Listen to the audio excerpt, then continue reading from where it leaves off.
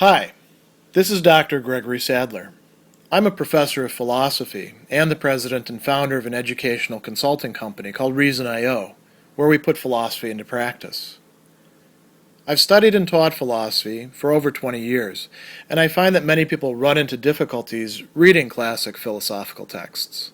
Sometimes it's the way things are said or how the text is structured. But the concepts themselves are not always that complicated, and that's where I come in. To help students and lifelong learners, I've been producing longer lecture videos and posting them to YouTube. Many viewers say they find them useful. What you're currently watching is part of a new series of shorter videos, each of them focused on one core concept from an important philosophical text. I hope you find it useful as well. In the second section of the third part of her Ethics of Ambiguity, after she has introduced a discussion of what she calls the situation of oppression, whereby the world winds up being divided according to what we would nowadays maybe call power relations, into those who are the oppressors and those who are the oppressed. And it's a little bit more complicated, of course, in her analysis than just dividing everybody up into that, because there's multiple modes of it. De Beauvoir is going to reference what she calls sophisms that conservatives are advancing about freedom. And so what is a sophism? She's using it in the sense of an identifiably bad argument that will, however, take in a lot of people. This is a term that goes all the way back to ancient Greece, where there were sophists and they were making arguments that were persuasive but were ultimately failing when you looked at them closely for one reason or another. And we should talk a little bit about this term conservative. So in our current present day, particularly here in an American context, what gets called conservatism, or people who call themselves conservatives, very often aren't actually conservatives in the classic sense that she is using this term. We could say that in recent years, conservatives, self-identified conservatives, have failed to conserve conservatism and adopt positions that are radically at odds with what conservatism meant just 30, 40 years ago in the mainstream. However, the idea about keeping certain things in place rather than radically reconstructing society, which is where a lot of conservatives of the present seem to be, that is essential to conservatism. And the idea of keeping certain systems that are oppressive in place because, well, it would be better to do that than to replace them with something else. Okay, that can kind of map onto whether we're talking about old school conservatism or what passes as conservatism in the present. So these are going to be a set of arguments, claims, positions that are ultimately leading to one endpoint that we'll talk about in a bit. So the first one that she talks about is that, as she puts it, peace should not be disturbed. And she sets it out like this. There are cases where the slave does not know his servitude, and where it is necessary to bring the seed of his liberation to him from the outside, his submission is not enough to justify the tyranny imposed upon him. The slave is submissive when one has succeeded in mystifying him. So turning things into a condition where he doesn't understand his own situation, right? The situation does not seem to be imposed by men, but to be given by nature, the gods. Powers against whom revolt has no meaning. And what is the situation then? He doesn't accept his condition through a resignation of his freedom. Why? Because he cannot dream of any other. So he's not actively choosing this situation. And we notice in his relationships with his friends, for example, he can live as a free and moral person within this world where his ignorance has enclosed him. So that's a condition for many people in de Beauvoir's present and perhaps even in our own present. And she goes on to say, so the conservative will argue from this that this peace should not be disturbed. And what sort of corollaries does this have?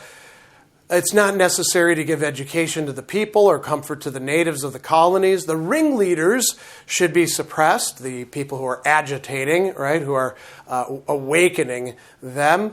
And so she gives examples. The proponents of slavery in the Carolinas had a good case when they showed the conquerors old slaves who were bewildered by a freedom which they didn't know what to do with and cried for their former masters. And she says, well, this is actually a false liberation, right? And it overwhelms those who are their victims as if they're the new blow of blind fate. But this doesn't mean that the slaves shouldn't be liberated, that the oppressed should not be released from oppression. She says what it must be done is to furnish the ignorant person with the means of transcending their situation by means of revolt, putting an end to their ignorance, right? So that's the first one that she's going to talk about. The second one, I think, will be familiar to many people because it gets done a lot in the present. She says the oppressor raises an objection. Under the pretext of freedom, he says, there you go oppressing me in turn. Reverse, pick whatever you want. Discrimination of some sort. And she says, this is the argument which Southern slaveholders opposed to the abolitionists. And we know that the Yankees were so imbued, not all of them, but many of them, that with the principles of an abstract democracy that they did not grant, they had the right to deny the Southern planters the freedom to own slaves. The Civil War broke out with a completely former pretext. We smile at such scruples, yet today America still recognizes more or less implicitly that Southern whites have the freedom to lynch Negroes. So this is back in the 50s and 60s. It's still an ongoing issue with respect to all sorts of minorities within the United States. Then she talks about the Parti Républicain de Liberté and other conservative forces in France. So the idea is you are taking away my freedom to use that freedom against the freedom of others. And if you're really for freedom, you can't take away anybody's freedom, so you'd better keep your hands off. And de Beauvoir has a response to this. She says that a freedom wills itself genuinely only by willing itself as an indefinite movement through the freedom of others. As soon as it withdraws into itself, it denies itself on behalf of some object which it prefers to itself. We know very well what sort of freedom the Parti Républicain de Liberté demands. It's property, the feeling of possession, capital, comfort, moral security. And her response is to say, we have to respect freedom only when it is intended for freedom, not when it strays, flees itself, and resigns itself. A freedom which is interested only in denying freedom of others must itself be denied. And then she says, the oppressor is conscious of this sophism. They hardly dare to have recourse to it. Rather than make an unvarnished demand for freedom to oppress, they're more apt to present themselves as a defender of certain values. We see a lot of similar things being advanced in our own time. What are those certain values? She says it's not in their own name that they're fighting, but in the name of civilization, right? We could say Western civilization, typically. When you see somebody talking about that in laudatory terms, it's pretty typically this sort of thing. Institutions, virtues of different sorts, monuments. It's interesting that she uses that term monuments, since we often do see that happening, even down to retaining base names on military bases here in the United States when we removed those of officers who belong to the rebel traitor Confederate Army in the United States, right? And what's going on here? The person intends to maintain a situation declaring all these things are beautiful, good in themselves. He defends a past which has assumed the icy dignity of being against an uncertain future whose values have not yet been won. This is what is well expressed by the label conservative in the classic sense. And he says, as some people are curators of a museum or a collection of medals, others make themselves the curators of the given world, right? And she's going to talk about one particular instance that's sort of the paradigm in her time, and that is the Portugal of Salazar, which was run by a sort of, you could call it quasi-fascist, better called integral nationalist regime at the time. And she talks about it being a cult of the past. And she gives some precise examples of this, right? Salazar has had brand new castles built at great expense on hills where there are ruins standing. And at Óbidos, he had no hesitation in appropriating for this restoration what? Funds that were to go to a maternity hospital, which as a result had to be closed. On the outskirts of Coimbra, where a children's community was to be set up, he spent so much money having different types of old Portuguese houses reduced or reproduced on a reduced scale that barely 4 children could be lodged in this monstrous village, right?